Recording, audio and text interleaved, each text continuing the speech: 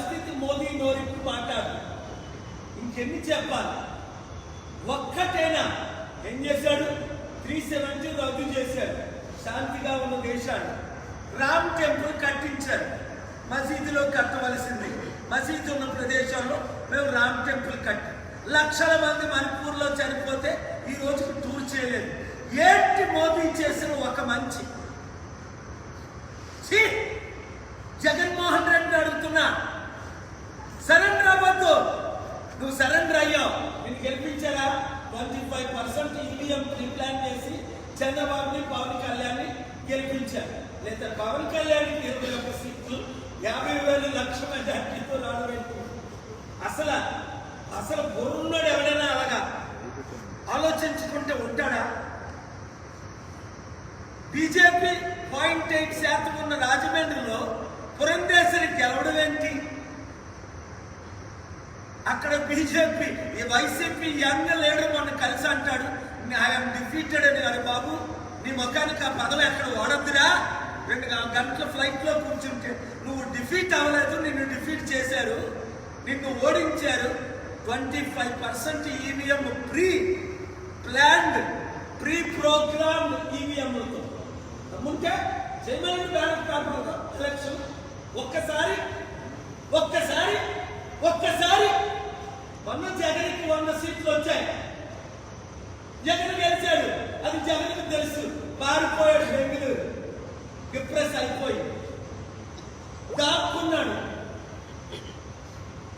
తిట్టా, తమ్ముడు రారా బయటకు, నువ్వు నీ తరపున నేను పోటీ చేస్తా అని నేను వార్నింగ్లు ఇవ్వబోసరికి ఆయన కొంచెం ధైర్యం వచ్చింది. ఎందుకు? ప్రాణం పెట్టు, అవసరమైతే నాతో రా, కలిసి పోరాడదాం. ఎంతమంది పవన్ కళ్యాణ్, ఎంతమంది చంద్రబాబు నాయుడు అడ్డుకోగలరు మనల్ని? నువ్వు సోనియా గాంధీనే ఎదిరించావు. మర్చిపోవద్దు, నువ్వు వచ్చినా రాష్ట్రం బాగుపడదు. జగన్ ఎందుకు? ఇప్పుడు కొన్ని 10-13 లక్షల కోట్ల అప్పు, ఇంకో 10-13 కోట్ల లక్షల అప్పు. నేనైతే అప్పు చేర్చగలను,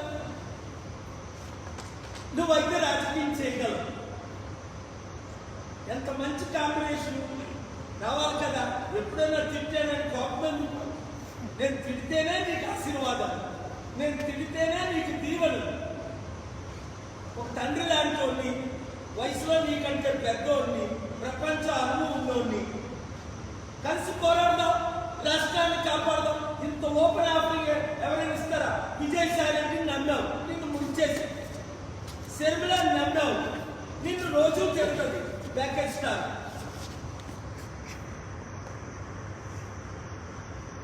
రా, కలిసి పోరాడదు. ఎందుకంటే ఈ పవన్ కళ్యాణ్ గారు మాట్లాడుతూ వాడు సనాతన ధర్మం అంటాడు.